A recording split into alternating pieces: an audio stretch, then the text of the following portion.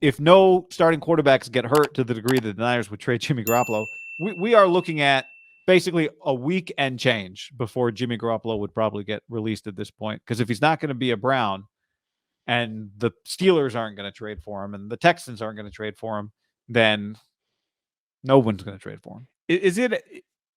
I think it's on the table now that he's traded within the next 7-8 days, right?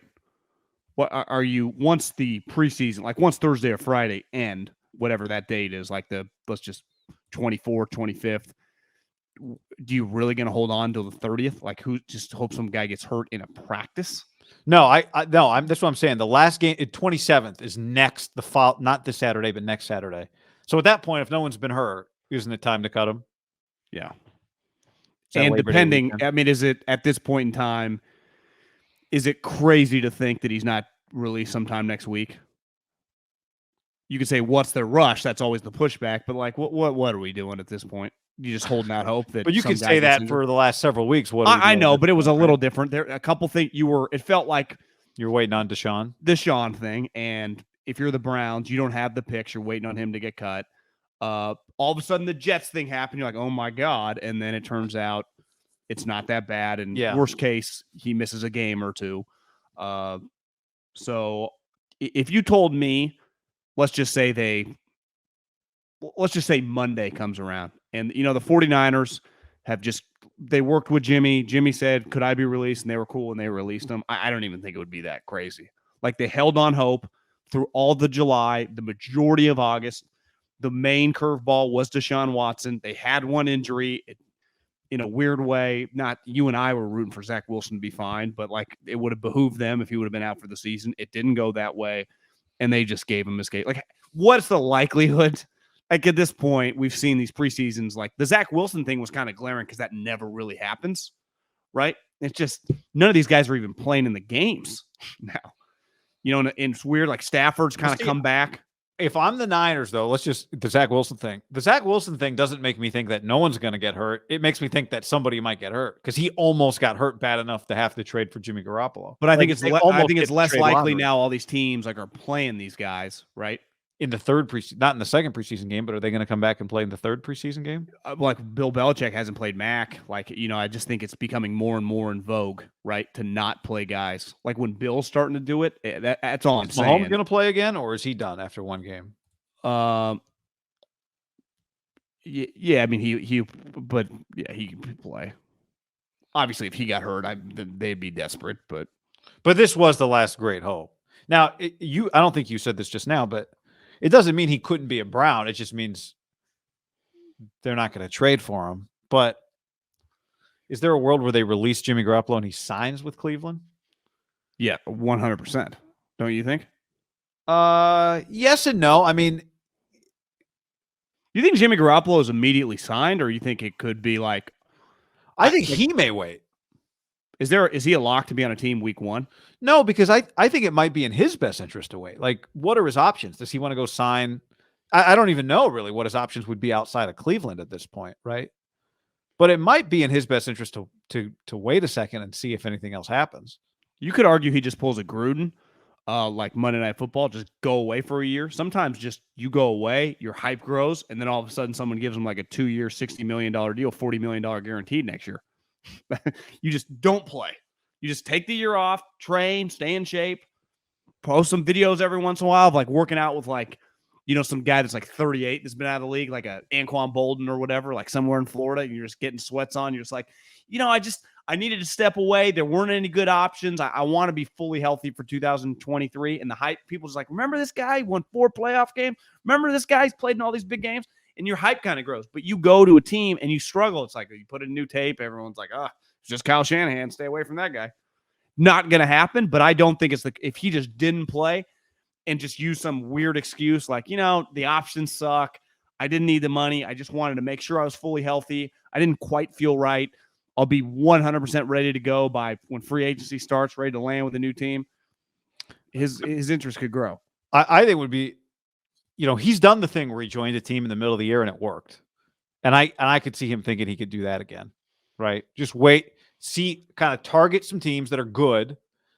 You don't want to go do that with a shitty team, but you look up and I don't know if New Orleans would count as good, but they could be solid if something happens to Jameis. Like Jimmy could join a team week 7. You know what I mean? Something like that. Like, to me, that's a possibility. Something happens to Trey, boom, call him back. Comes back. Kept him this long. Not a terrible take, actually. Although we can talk about the Niners quarterbacks. So anyway, Deshaun will be back. Deshaun will be back against the Texans. So 11 weeks without him. Which kind of seemed like the story. If he didn't get suspended for the year, the story out of Cleveland had been that they would stick with Jacoby. But 11's a long time. 11's more than half the year. So you wondered, like, if it was that long. But well, you can't afford to be like 4-7 or something, right? You got to be like 6-5, and still to depend on him coming back and being good. I mean, we've seen it. Carson Palmer. We've seen guys take time off, and it's just he hasn't played in a long, long time. I saw a headline today that he's like, obviously they're going to put him on, like he's not going to play anymore. So it's like his reps, just an exhausting story. You're saying he's not going to practice anymore? I don't know, practice, no preseason games the next couple games because they need to get some other reps. I maybe they'll still practice them because even if you're not practicing, quote unquote, with the ones anymore, you can still get them reps. Because technically his suspension doesn't start. These suspensions don't start till week 1, so I would imagine you utilize all the time you have with them. But there's no way around it. Kind of a black mark on the NFL in terms of just this situation was just it's dragged out so long, right? To me, it's the length of this thing. I mean, we've been going. He missed. Remember at this time last year, he was like lining up at safety with this going on. So we are. How long does it feel like this has been going? A year and a half, and then it only comes back up when he comes back. This is just the return on investment on Deshaun Watson, the star player, has just been terrible. I think when you say his name, just negative connotations are struck emotionally by people. It's not a good thing. Additionally, the Browns have matched the bad publicity that Deshaun has brought by their action. I mean, the Jimmy Haslam, D. Haslam press conference today was not a positive for them. The interview that Deshaun did the other day. Wait, Jimmy Haslam and D. Haslam did a press conference today? Oh, yeah, with Andrew Berry. And it was just... Jimmy actually said, there's a lot of other players that are reporting to camp today. As if like, there's some other good stories here, people. How come nobody's talking about Myles Garrett, huh? Well, someone asked Deshaun Watson, I just saw, he's like, why are you sorry? He's like, because I triggered a lot of people.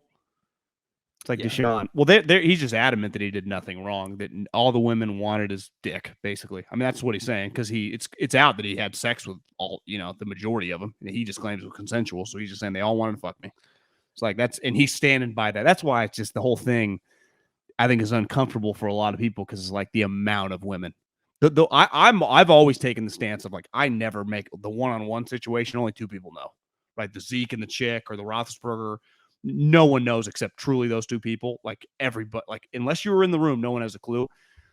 A situation where it gets the amount of the quantity. I'm sorry, it's just hard to just say something weird. Like, how does this happen? It's unprecedented with an athlete.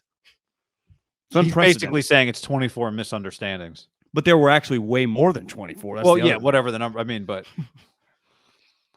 Mark on the stream says, would Andy Reid sign Jimmy to back on Mahomes? Jimmy can pull a Trubisky and be the top free agent quarterback on the market next offseason.